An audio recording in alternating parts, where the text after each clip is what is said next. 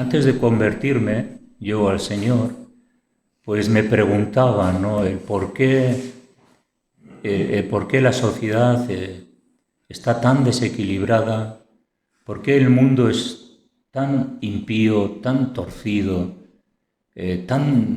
tantos aspectos negativos.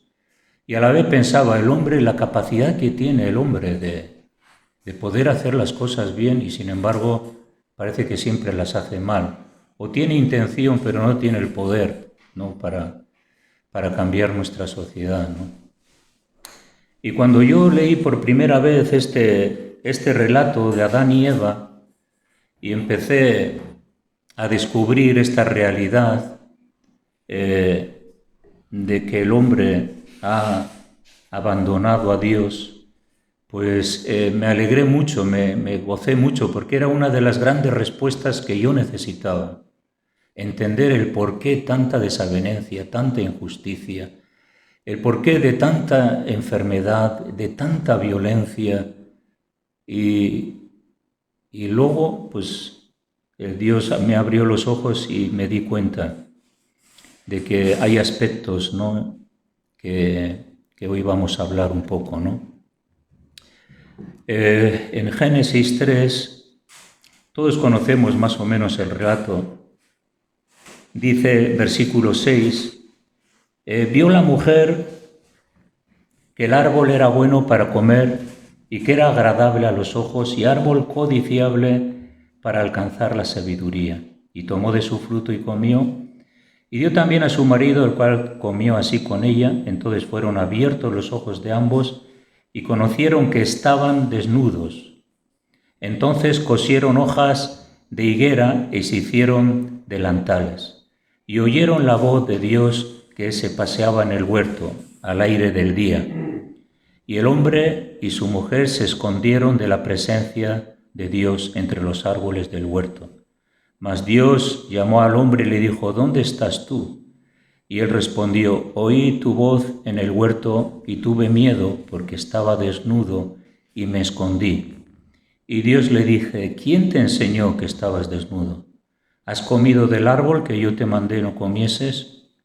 Entonces, esta es la realidad, ¿no?, de un cambio estructural de la moralidad del hombre, de la pureza del hombre, de la santidad del hombre y la mujer, y de repente se vuelve todo oscuro, todo envilecido y con una proyección totalmente diferente a lo que Dios estaba dispuesto de decir, ¿no? Podemos decir que Adán y Eva perdieron la identidad en el huerto del Edén pecando contra Dios. La consecuencia era que ellos querían alcanzar su propia sabiduría. El engaño fue que ellos podían ser igual a Dios, incluso superar a Dios en el conocimiento y la sabiduría. Fijaros hasta qué punto el diablo engañó a nuestros primeros padres y él sigue haciendo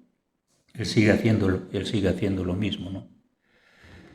Dios ha puesto eternidad en el corazón del hombre. La diferencia que hay entre los animales y el género humano es que los animales no tienen identidad de eternidad ni conciencia. Los animales se rigen por sus instintos que Dios les ha dado y capacidad de desarrollo y aprender lo básico para su subsistencia. Pero sin embargo el hombre tiene una conciencia, tiene un alma y como leemos en Génesis, Dios nos ha creado a su imagen y semejanza. Por lo tanto, el hombre y la mujer tienen una moral, son moralmente y espiritualmente personas que tienen otras características, ¿no? Y por eso ha hecho Dios a los hombres tan especiales, ¿no? ¿Qué ocurrió aquí? Que los ojos fueron abiertos. Sus ojos fueron abiertos, ¿no? Y entendieron que de alguna forma habían errado, ¿no? Así que en un momento, ¿no?, la muerte moral y espiritual ocurrió enseguida en sus vidas, ¿no? Así que, ¿cuál era la muerte que Dios les dijo que iban a experimentar si no le obedecían, ¿no? pues era la muerte que consistía en que Dios se apartaba de ellos y la naturaleza que había en ellos caía en pecado y perdieron la gloria de Dios, ¿no? Así que bueno, todos tenemos esa naturaleza pecaminosa, que era lo que yo, a lo primero de mi conversión y descubrir esto, me llenó de alegría, porque fue una gran respuesta de Dios para mí, ¿no? Esa naturaleza pecaminosa, ¿no? No es que tengamos el pecado de Adán y Eva, sino que hemos heredado su naturaleza, la naturaleza caída de Adán y Eva. Así habla Romanos 5:12 sobre eso, ¿no? Dice que tuvieron vergüenza y estaban desnudos, ¿no?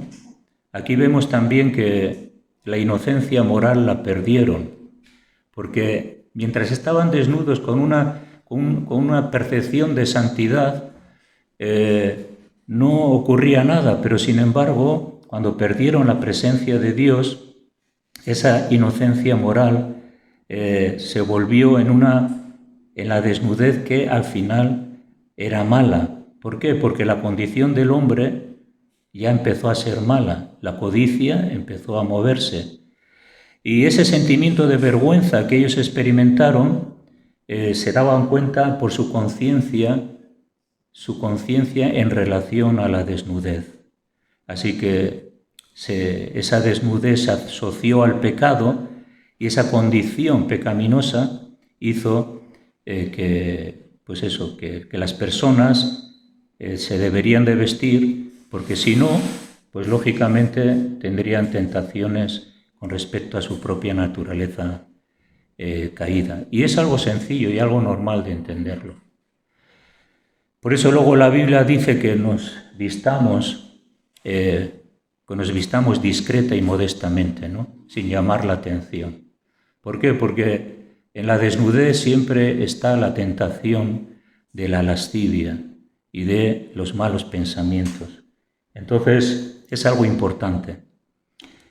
Es una representación, ¿no?, de por qué la falta de moralidad hace que esta sociedad que enseña todo hace que haya una actividad de lascivia, de concupiscencias, de seducción de la carne y todo ese tipo de cosas, porque está ahí en la naturaleza caída del hombre, ¿no?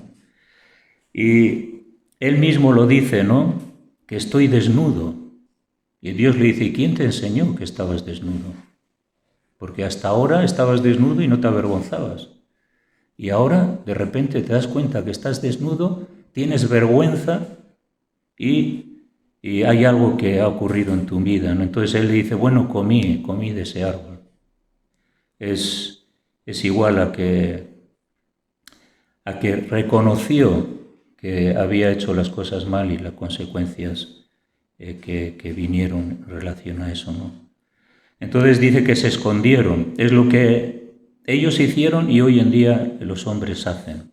Se esconden, ¿no?, de sus acciones, se esconden de sus pecados, tratan de cubrir y de olvidarse y de huir de Dios, pero sin embargo aquí vemos que la conciencia persigue a los hombres pecadores. La conciencia es un ente que Dios ha puesto en el hombre y la mujer que les hace entender su condición delante de Dios, aunque también la Biblia habla de que también la conciencia se puede cauterizar o se puede encallecer y se puede volver insensible. Es lo que ocurre también en las generaciones pasadas y en esta, ¿no? Pero bueno, es algo que Dios luego dio respuestas, ¿no? Porque ahora entendemos, ¿no?, que Jesús es la respuesta para limpiar nuestra conciencia culpable y librarnos del pecado y hacernos personas para volver en la comunión con Dios, ¿no?, y volver al camino correcto donde nos estábamos torcidos, y este camino es Jesucristo, ¿no? Jesucristo es el que podemos recibir el amor, la misericordia, la gracia y la ayuda en tiempos de necesidad.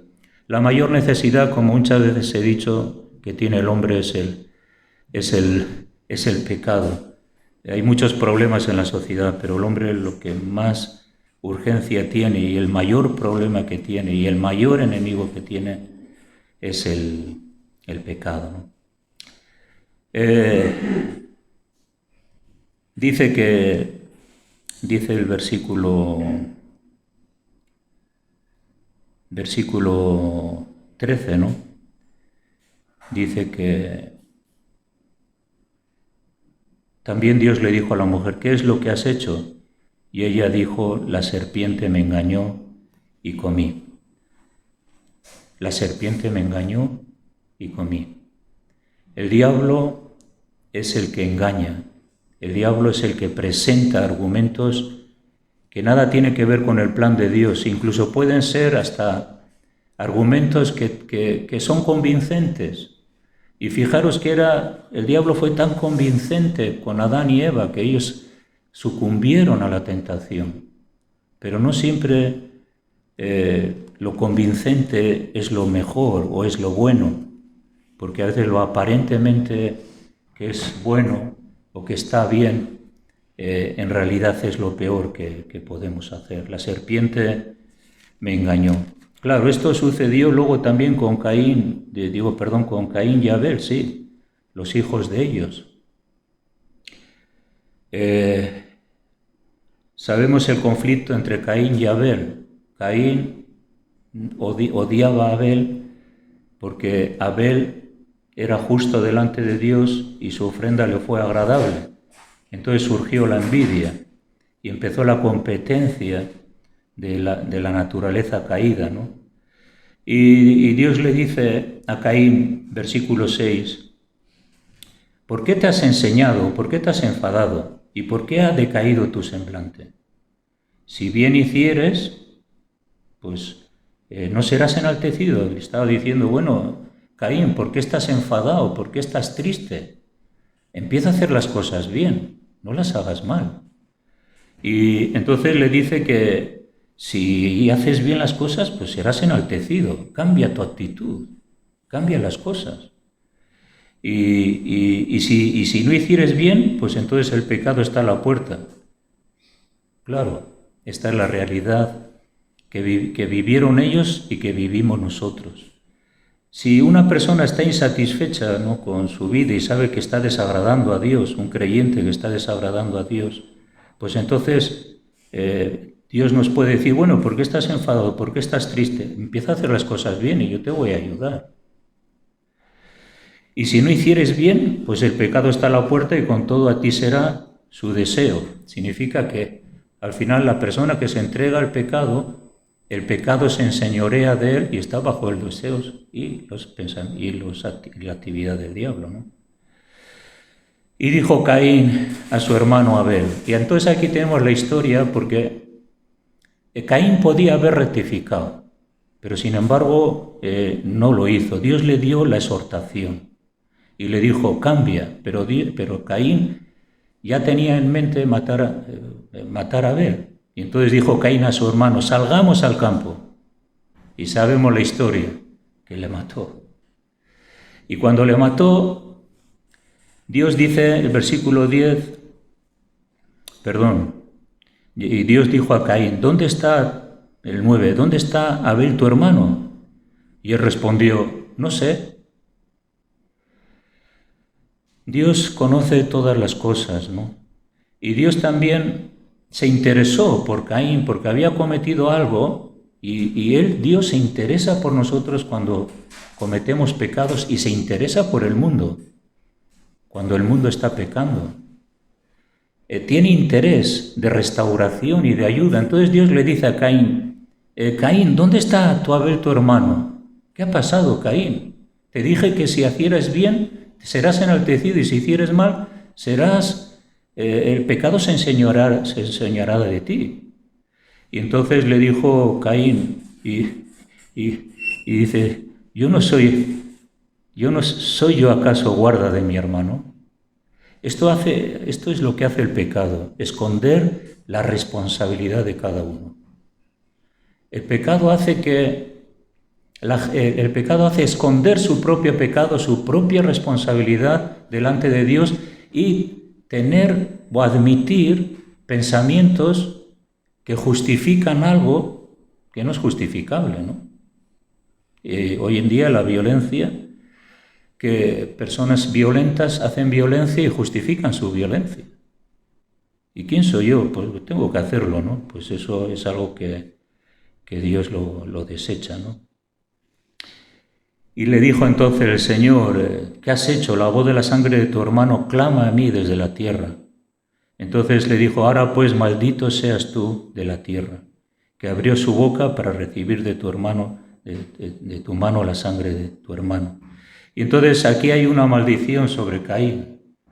La maldición es que él tuvo que salir, luego leemos, errante y extranjero, y además tuvo que esforzarse más para que la tierra le daría el fruto. Entonces le dijo, mira, Caín, te voy a preservar la vida, porque aquí Dios le preserva la vida, Dios tiene misericordia de él. Dios tiene misericordia de una sociedad violenta, inmoral, injusta. Pero Dios también permite la maldición por aquellas personas que están sembrando su propia maldición, ¿no? Y su propia vida. Entonces, Caín, cuando labres la tierra no te volverá a dar fruto, y errante y extranjero serás en la tierra. Y dijo Caín al Señor, grande es mi castigo para ser soportado. Se queja, ¿no? He aquí que me echas hoy de la tierra y de tu presencia me esconderé. Y seré errante y extranjero en la tierra y sucederá que cualquiera que me hallare me matará. Y le respondió Dios, ciertamente cualquiera que matare a Caín 7 veces será castigado. Entonces Dios puso una señal en Caín para que no lo matase cualquiera que le hallara. Él recibió la maldición debido a su extravío, debido a su pecado, que con anterioridad Dios le había advertido. Entró el temor en él. Él mismo manifiesta que de tu presencia me esconderé. Y eso es lo que hacen las personas cuando reconocen y saben a través de la conciencia y del sentido común que son pecadores y que tienen que dar cuentas a Dios. Se esconden. De tu presencia me esconderé. Seré una persona que siempre me esconderé de tu presencia porque no quiero ver mi pecado. No quiero aceptar que yo soy culpable. Y luego veremos algo, ¿no? Es una persona errante y extranjera. Una persona errante y extranjera es que no tiene identidad, que no sabe ni quién es ni dónde va. Así es el hombre separado de Dios, que no sabe ni quién es ni dónde va, ¿no? Pero sin embargo Dios le puso una señal y le dijo, bueno, Caín, yo me voy a ocupar que tú tengas vida. La misericordia de Dios. Hay muchos pecadores que hacen lo que quieren en este mundo. Y hay pobres y personas sencillas que aman a Dios y sufren. Pero al final, el relato es que al final todos vamos delante del juicio de Dios. Y cuando, por ejemplo, los que dialogaron con Job, porque Job fue un hombre que sufrió, Dios lo permitió, tuvo 4 amigos que le aconsejaban, pero le aconsejaban mal. Le decían que él era el culpable, que si Dios estaría con él, las cosas le irían mejor. Pero no siempre las cosas nos van a ir mejor si estamos con Dios. A veces nos pueden ir peor. Y lo que Dios quiere que nosotros tengamos una perspectiva de futuro y de eternidad, ¿no? Por eso Dios ha puesto eternidad en nuestro corazón. La eternidad es realmente el final de nuestro viaje para vivir eternamente. Y con esa percepción de eternidad que la necesitamos saber que hay una eternidad y que yo voy allí y que debo de entrar allí.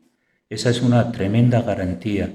Y Primera de Pedro habla de eso, de que el fuego de la prueba, el fuego de la dificultad, el fuego de la necesidad, el fuego de la lucha y de circunstancias adversas, pues es el fuego de la fe que hace que entremos, tengamos amplia entrada al reino de Dios, ¿no? Así que salió pues Caín, versículo 16, delante del Señor y habitó en tierra de Enoc. Esta palabra que habitó en la tierra de Enoc significa, Enoc significa errante.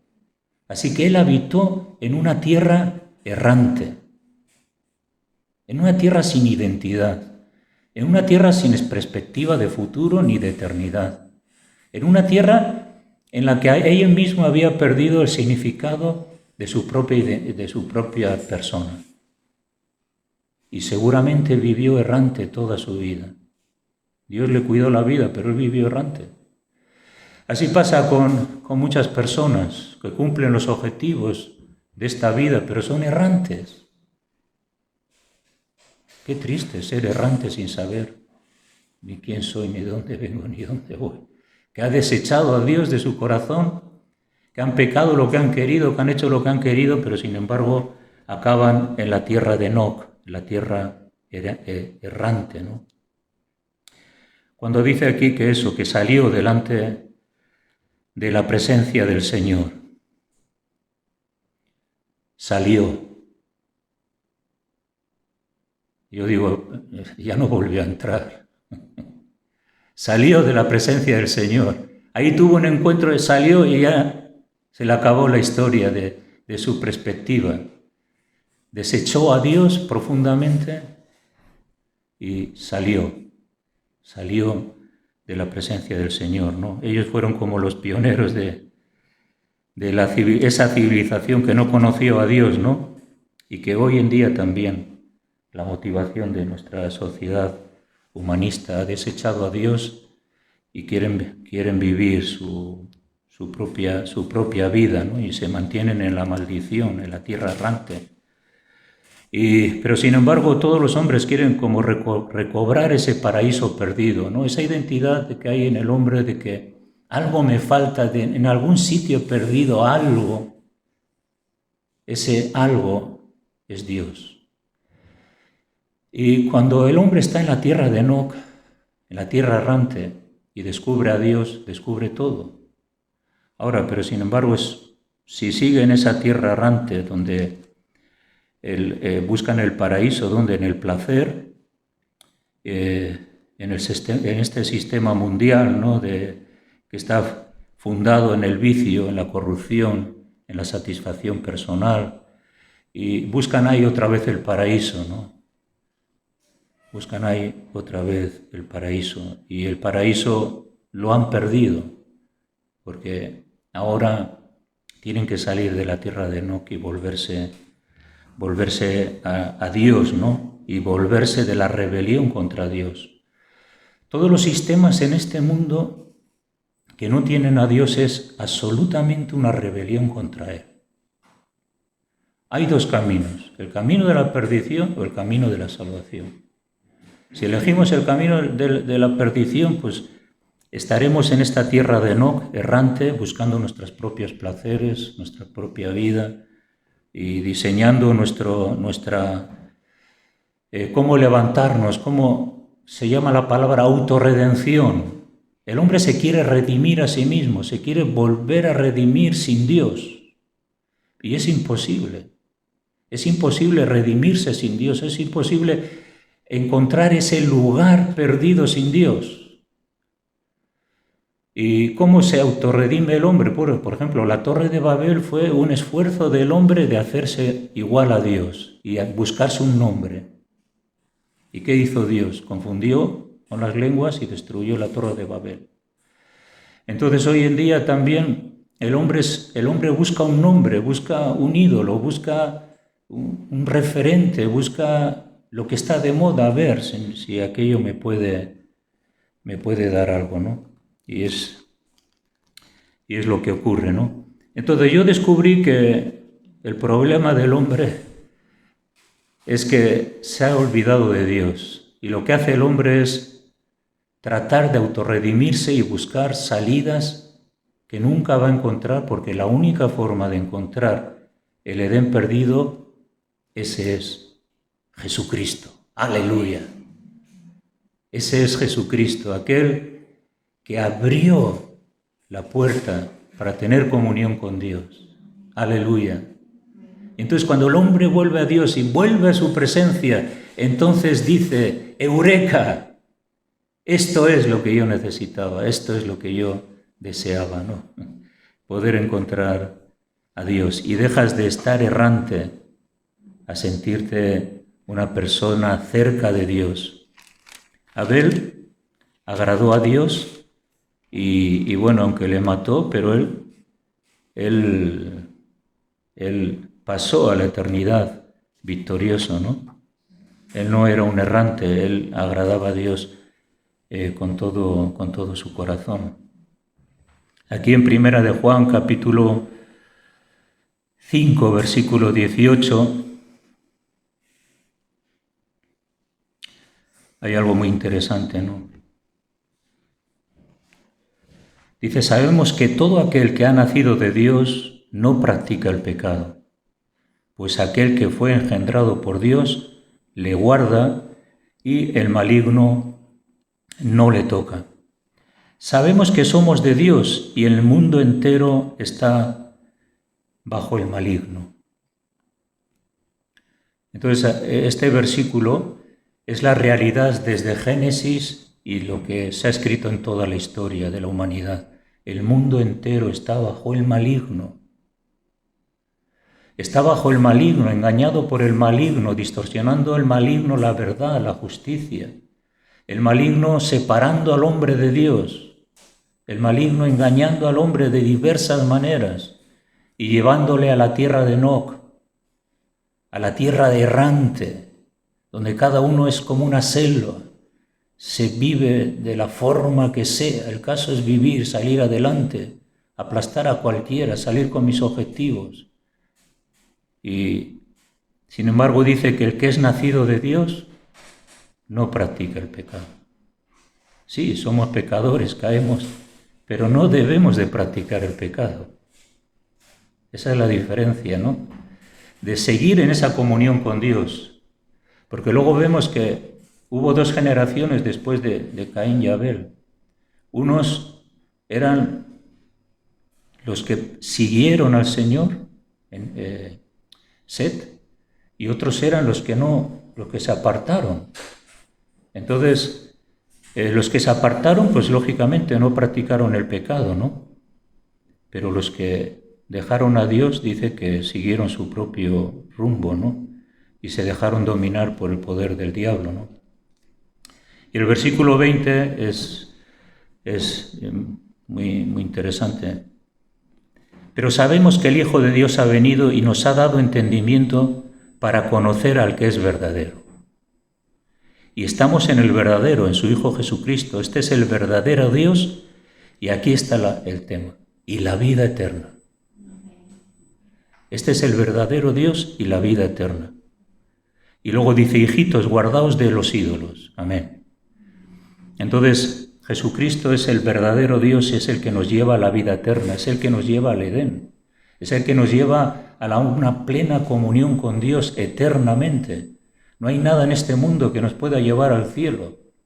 No hay ninguna religión que nos pueda llevar al cielo. No hay hombre ungido ni persona que pueda llevarnos al cielo. No hay institución ni poder político que nos pueda llevar al cielo. Jesús es el único. Es la única puerta y la única alternativa. Y tenemos que entender que ese es el plan de Dios, la salvación, y que Dios está hablando al hombre y reprendiendo al hombre como lo hizo con Caín, ¿no?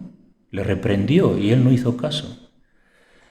Y al final se endureció su corazón, ¿no? Entonces la Biblia que dice que Satanás es el Dios de este siglo y que él domina esta época de maldad, ¿no? En 2 Corintios vamos a leer capítulo 4.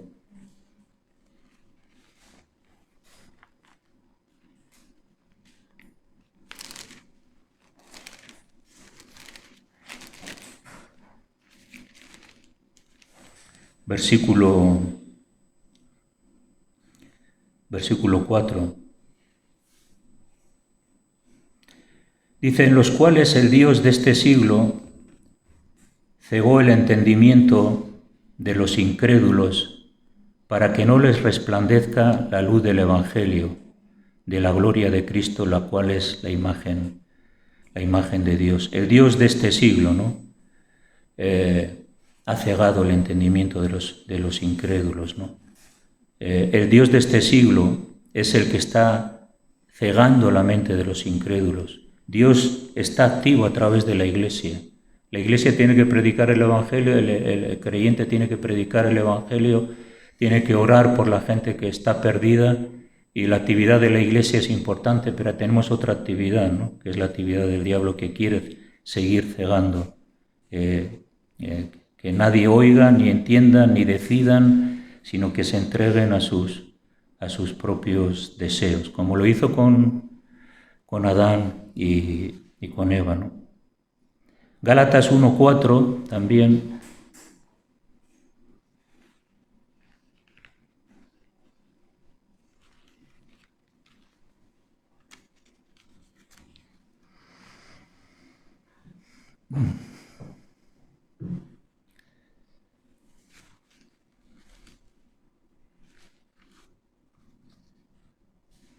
Dice que el cual Jesús se dio a sí mismo por nuestros pecados para librarnos del presente siglo malo, conforme a la voluntad de nuestro Dios y Padre. Cuando en el huerto del Edén Adán y Eva estaban desnudos, dice que Dios les vistió. O sea que les vistió porque se preocupó de su situación moral caída. Y desde ese momento Dios empezó a tener un plan de redención para esa generación caída. Entonces vemos a lo largo del Antiguo Testamento, a través de Levítico y todas las leyes, que eran el plan de Dios para redimir y retener al hombre en santidad, y las promesas que pudiera recibir por su obediencia a Él. Así que no les dejó solos, proveyó para que ellos pudieran alcanzar lo que habían perdido. Y aquí dice que Jesucristo se dio a sí mismo por nuestros pecados. Así que se dio a sí mismo por nuestros pecados. Y sabemos que Él lo hizo porque nos quería devolver nuestra comunión con Dios. Pero también nos dice para librarnos del presente siglo malo. Así que estamos en un siglo malo, todos los siglos pasados también, pero Dios nos quiere seguir preservando en este presente siglo malo, que no atendamos a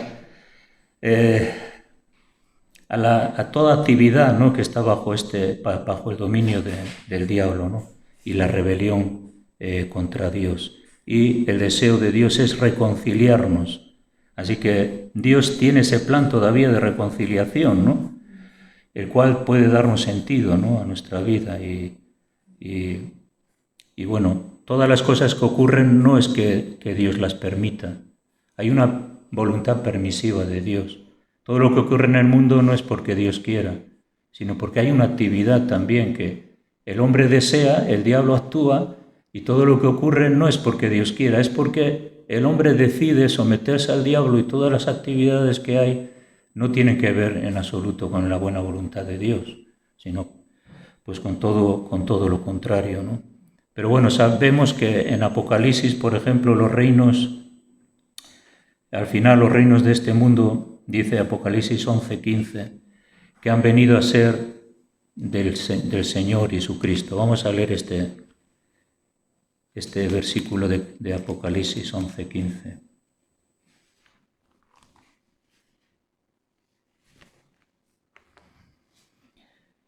Y dice, el séptimo ángel tocó la trompeta y hubo grandes voces en el cielo que decían, los reinos del mundo han venido a ser de nuestro Señor y de su Cristo, y Él reinará por los siglos de los siglos, ¿no?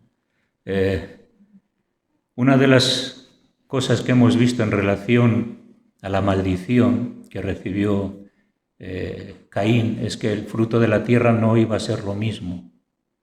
El Edén era un huerto que habría cosechas constantemente, pero ya no iba a ser tanto, iba a crecer los espinos y los abrojos.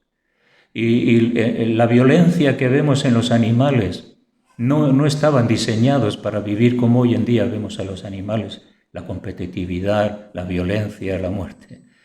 En Romanos dice que aún la creación gime por la redención del hombre, porque la misma creación en el milenio va a sufrir un cambio tremendo. Dice que el cordero pacerá con el león y el niño jugará con la serpiente. Así que esa maldición que hay sobre la tierra también va a ser redimida. Y tiene que ver con que ya la zarza y el espinos ya no crecerán. O sea que habrá una sanidad también de restauración en cuanto a la creación. Y Dios quiere restaurar todas las cosas. Ese es el mensaje de la Biblia, ¿no? Que Dios quiere restaurar todas las cosas, las que están en los cielos y en la tierra, lo visible y lo invisible. Esto nos habla de que si obedecemos a Dios, nos sometemos a Él, confesamos nuestros pecados, reconocemos nuestras faltas y no las escondemos, lo que Dios nos quiere es llevarnos a esa redención y esa nueva dimensión que hemos perdido, ¿no? Pensando en todo esto, hay algo que tenemos y que a mí me causó una gran impresión, ¿no? Entender que Dios está activo, que yo tengo que decidir con quién tengo que vivir, a quién voy a servir y perseverar, ¿no? hasta el final, ¿no? Puestos los ojos en Jesús, nuestro Redentor, y esperando esa redención completa que Dios tiene preparada, ¿no? Así que Dios es un Dios de misericordia, es un Dios de amor, y a Él tenemos que servir. Si hemos descubierto esta luz, que es el Evangelio, a Él nos tenemos que entregar y desechemos las obras de las tinieblas, nos vistemos de las armas de la luz, salgamos de la tierra de Enoc, ¿no? Porque a veces como creyentes incluso podemos estar en la tierra de Enoc, errantes, viviendo nuestra propia vida a nuestra manera, ¿no? Sin embargo, Dios quiere que nos comprometamos con Él en santidad, ¿no? En integridad. Pues vamos a pedir a Dios que nos ayude en esto. Aleluya. Señor, gracias que, Señor, te compadeciste de nosotros, Señor. Estábamos errantes, extranjeros, sin Dios en el mundo, sin esperanza. Señor, pero esa redención que tú nos has dado a través de Jesucristo es la que nos ha liberado, Señor, del presente siglo malo, la que nos ha liberado del poder de las tinieblas, el que nos ha liberado de la oposición y opresión del diablo, y la que nos ha dado, Señor, esperanza, Señor, y la que nos ha ayudado, Señor, a vivir al margen de toda esta, Señor, oscuridad. Oramos, Señor, que tú nos sigas dando la fuerza y la inspiración, que nos guardes del mal, que nos libres de la tentación y que nos ayudes a decidirnos por ti, Señor, obedecerte, aceptar tu reprensión, aceptar que somos pecadores y que necesitamos arrepentirnos de nuestros pecados, que no podemos esconder nuestro pecado como Caín y pensar que podemos salir ilesos, sino todo lo contrario, confesemos nuestros pecados y tú eres fiel y justo para perdonar nuestros pecados y guardarnos de todo mal, Señor. Así que gracias por la revelación de tu palabra que nos ayuda a entender, oh Dios, cuál era nuestra condición, cuál es la nuestra hora y que sabemos que, Señor, el plan eterno que tienes para cada uno de nosotros. Así que gracias, gracias, gracias, Señor. Amén. Amén. Aleluya.